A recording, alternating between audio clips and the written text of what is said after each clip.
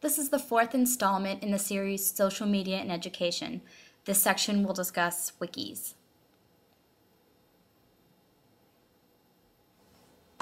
So wikis are web authoring sites that allow multiple users to add and edit content without advanced technical knowledge. Basically, you can build websites without knowledge of HTML. Now, you can't make anything fancy, but you get the basics. So, wikis are very useful in education due to the fact that they are very flexible spaces. So as this quote indicates, access restrictions, rigidly defined workflows, and structures are anathema to most wiki developers. So basically, the key feature of wikis in education is that malleability and the control that that therefore gives the author of the wiki or the authors of the wiki.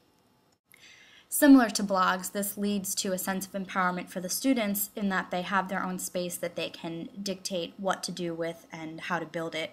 And it also means that it's great for collaboration. It's easy for users, multiple users, to collaborate together and co-create content.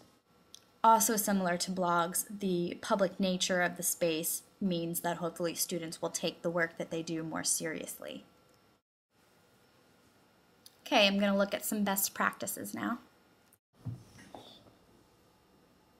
1. Aggregate and organize relevant resources, including syllabi, assignment descriptions, class notes, etc., and ask students to also contribute content. So you can sort of use wikis as a learning management system. The advantage that wikis have over learning management systems like Blackboard is simply that the instructor and users can shape the space however they see fit. It's a little bit more flexible, especially since users have more of a say in the design of the space. 2. Ask students to use wikis as a space for collaboration and group work. So again, wikis are super useful for group work because it inherently allows for multiple users to work together on projects and co-create content and knowledge. 3. Post course materials and/or relevant content in a wiki with space for students to discuss. So unlike Twitter or blogs or potentially even learning management systems, in wikis you can literally post course readings and have a space right next to those readings for students to comment and discuss. 4.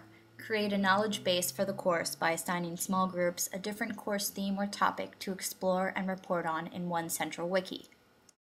Wikis are often used to create a knowledge base, and in the educational context of a class, they're especially nice because you can create a record of the learning that's happened for students to reference later on, and also help them actually create that knowledge base. The goal, of course, is to create an authoritative source on the topic at hand, and this also goes back to the idea of empowering the students. It gives them a chance to really demonstrate their ability to absorb and analyze the content of the course. Okay, now I'm going to cover some bonus best practices. 1. Ask students to use a wiki as the medium to critically explore a topic. Basically, you can use the wiki space in lieu of the traditional assignments in order to get students to sort of think outside of the box.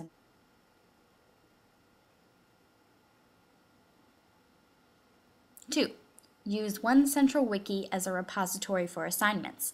So you can use the space, again, for students to turn in assignments. This is a little bit different from traditional learning management systems because you have a public element added to it. So students can view each other's work and potentially other people can view the students' work. 3. Ask students to use wikis to create e-portfolios. So similar to blogs, students can use wikis to create their own e-portfolios. They are easier than blogs to create the portfolio, but you don't get as much customization, so there's a little bit of a trade-off. However, as with blog e-portfolios, it gives students a chance to showcase their work and start building a professional portfolio. And that is all for wikis.